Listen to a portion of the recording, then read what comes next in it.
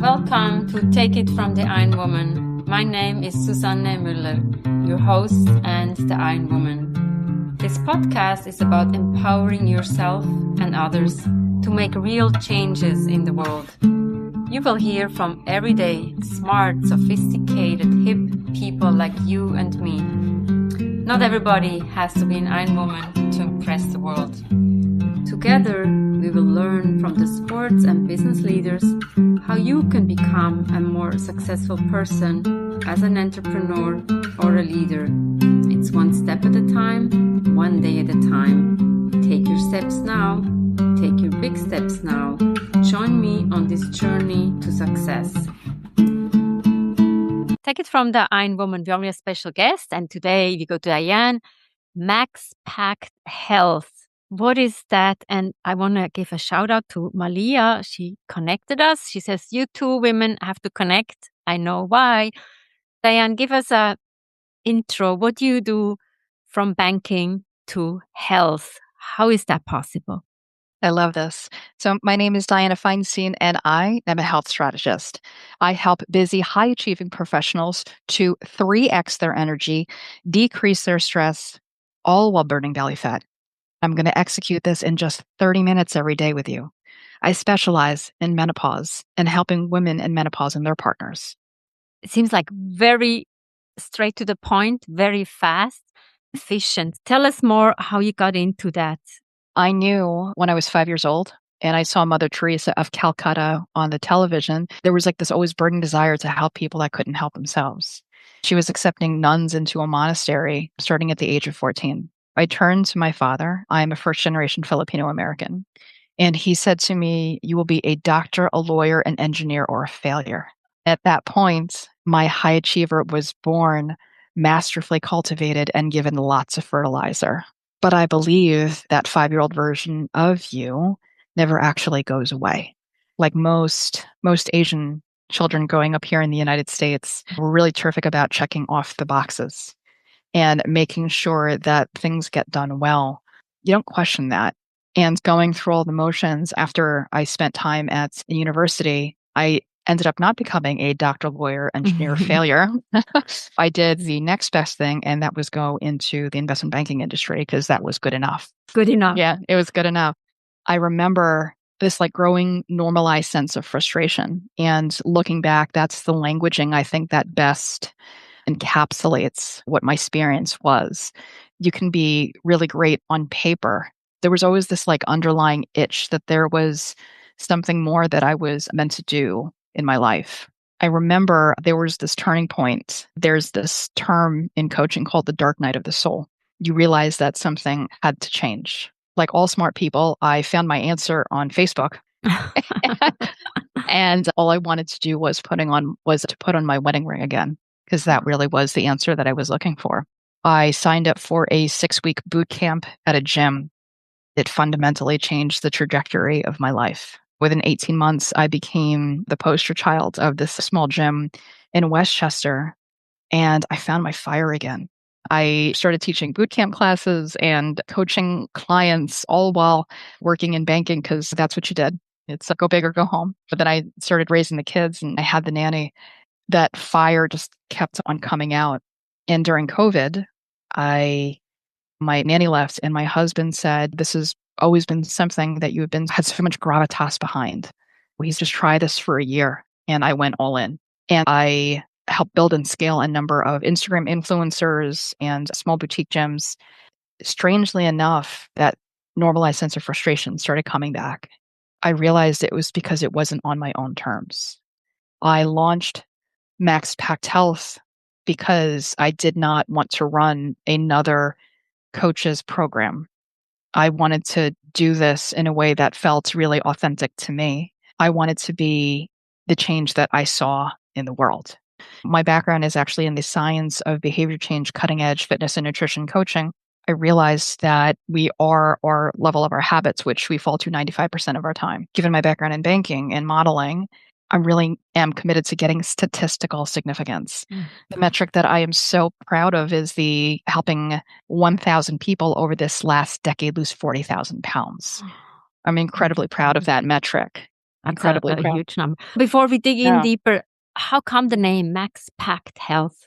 Yeah. So max is your maximum impact. It's also a play on my grandmother that raised me from birth until 8. Her name is Maxima. And then my 10-year-old's name is also Max. So it crosses intergenerational. Okay. And then pact is that pact you have with yourself and maximum impact. So Max Pact Health. So powerful. Now let's talk statistics. Let's do it. Okay. And so let's use time as a tool. Right. You fall to the level of your habits 95% of the time, and you rise to the level of your goals 5% of the time. If we wanted to really understand what causes an outcome, we have a number of inputs that feed a model that will produce an output. If you don't like the output, you have to re-engineer the model or reevaluate the inputs. When we think about health hygiene practices, specifically in menopause, what are the things that are going to give us low lift, high impact? What are going to give us that 95% rate of return? What is the equivalent of brushing your teeth, right? You brush your teeth for 2 minutes in the morning and 2 minutes at night. That alleviates 95% of your cavities. So what are the menopause hygiene practices that you can consolidate into a 30-minute high-performing health portfolio? And that's pretty bespoke.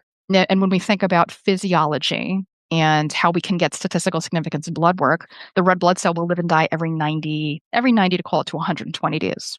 If you're looking to manage your glucose, your A1C, triglycerides, cholesterol, and whatnot, think about the red blood cells life cycle. And if you keep on changing your lifestyle habits for like maximum output, you are going to get statistical significance because you're birthing new blood cells at the end of that, which is why, let's say if someone were to come to me to help manage down their A1C, that's why the doctor actually asks for blood work every 90 to 100 days, because they actually want to see what kind of results that you can get. What better way to do it than to, let's say, have someone like McKinsey of health coaching come in and actually run that gap analysis. This is where you currently are and this is where you want to be. What's in your gap analysis? Oftentimes it is an information gap. Then there's an execution gap, and then there's a consistency gap. How do you actually close that gap with maximum impact? That's pretty bespoke. That seems so easy. If somebody comes to you, how does that look like? And you tailor a program to their needs? Absolutely. I interview everybody, and I expect everybody to interview me. I'm committed to fundamentally transforming your health, and that comes down to emotional resonance, right? You have to like me and I have to like you. 65% of your results are a function of our relationship with one another. 65%. So I run a 2-week assessment and you get access into my app. And then I have you wear a biometric tracker, whether that's an Aura, Fitbit, Apple Watch, Whoop, and I pull in all of your biometric data. And then you send me everything you put in your mouth without shame and without judgment. How is that? With the chocolate that I had? That's really why I'm not for everybody, because this really is about accountability. For some people, that can be very triggering, having to be accountable and to look into the mirror like that. That in and of itself is a filter, quite honestly, for me. And I know when I die, I want to believe in my soul that I have fundamentally transformed people's lives. And that is a function of having a floor of who it is that I work with. And so I'm not for everybody, and I don't expect everybody to be the right fit for me, which is why this is really dating for the first 2 weeks. That's and true. we might find at the end, not all good-looking rich people should be married to one another. That's true. Yeah. During those 2 weeks, you meet with me 3 times. And then at the end, I create a hyper-customized health solution for you that is titrated and that really works with habit progression. You can only do 3 habits at a time. Once you do more than, let's say you go into the 4th habit, one of those other habits like kicks out the window. And then going back to that statistical significance, and depending on the body of research that you're looking at, you need to execute something 66 times. Most people will peter out by the 4th time and they're like, oh, it's a lack of willpower. No, you just had to do it another 62 more times. And then you would have had the habit of which you fall to 95% of the time. So it's really just a staying with it, which is why the accountability framework is so paramount. And you bring in a great example, right? So we brush our teeth at least twice a day. Why not add something else? So the brushing the teeth is 2 minutes, not that much. And we do it without thinking, maybe eliminating that chocolate craving that you have at 3 o'clock That's in right. the afternoon. And it's because it's a routine, right? Every Right. 3 o'clock, you're like, oh, that chocolate. So how can you overcome that? So this is a really great question. I'm going to say yes and here. Okay. So that 3 o'clock chocolate craving often is a sign of dysregulated blood sugar.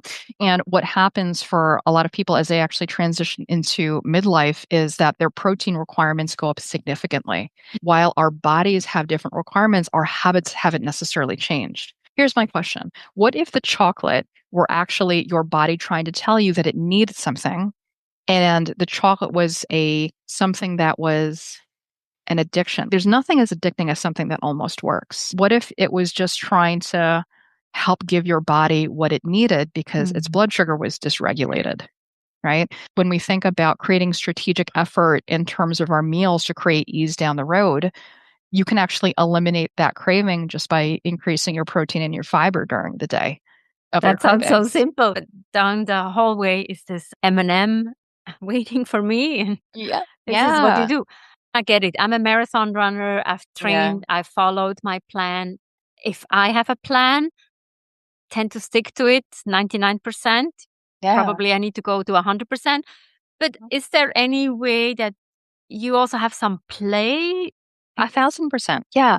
So Oh. there are two types of food in my mind. There is play food and then there's nutrient dense food. And both of them must have position in your life, both play food and nutrient dense food. There's eating food as, let's say, like ritual with family. I'm a first generation Filipino American and I love deep fried pork.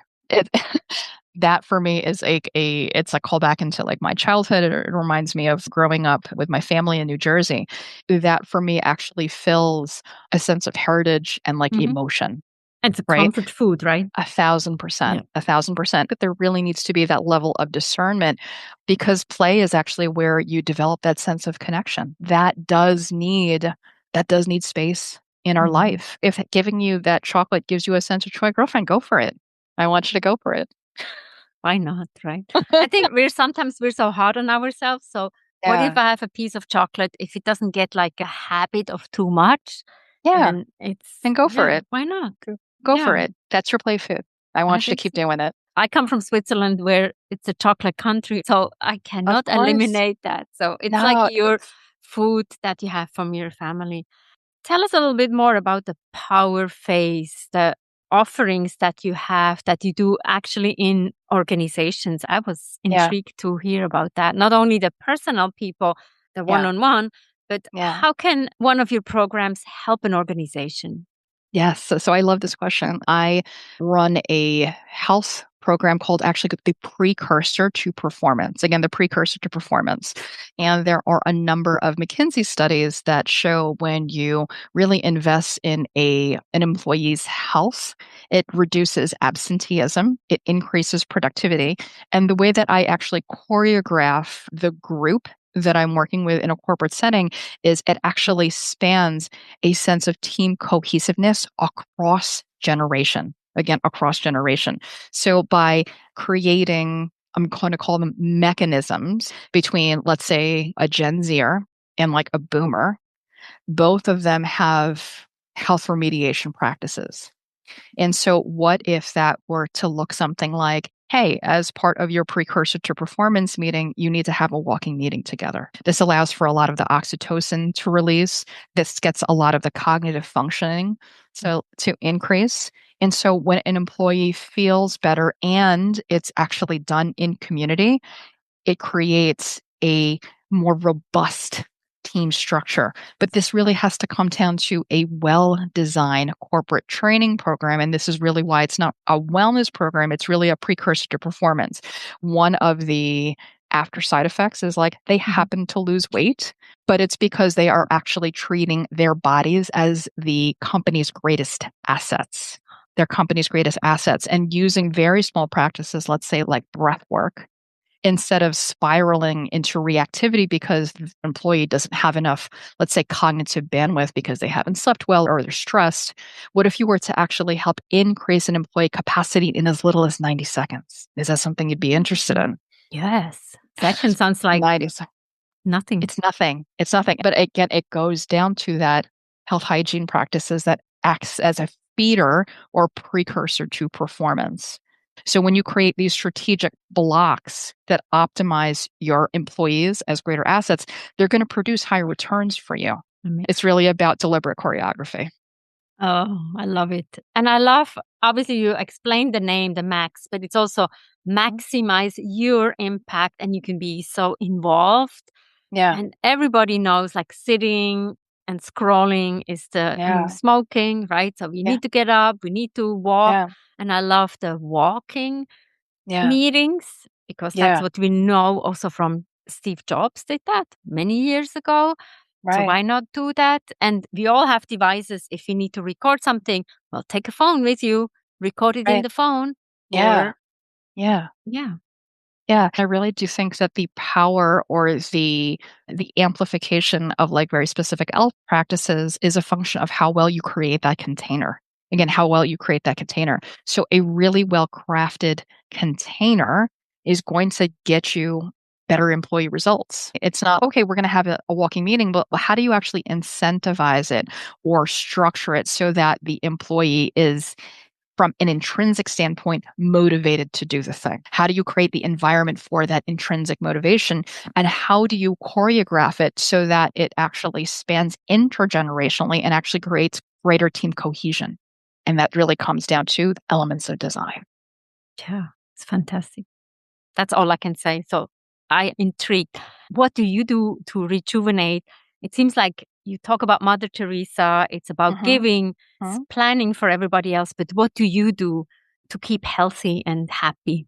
There's a phrase that I like called stillness under the hustle.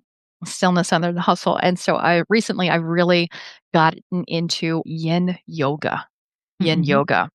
We will fidget or we will feel this need to move because our nervous system is so used to being on. What if we had to power down to charge up? Formula One racers, they come off the track to get retinkered.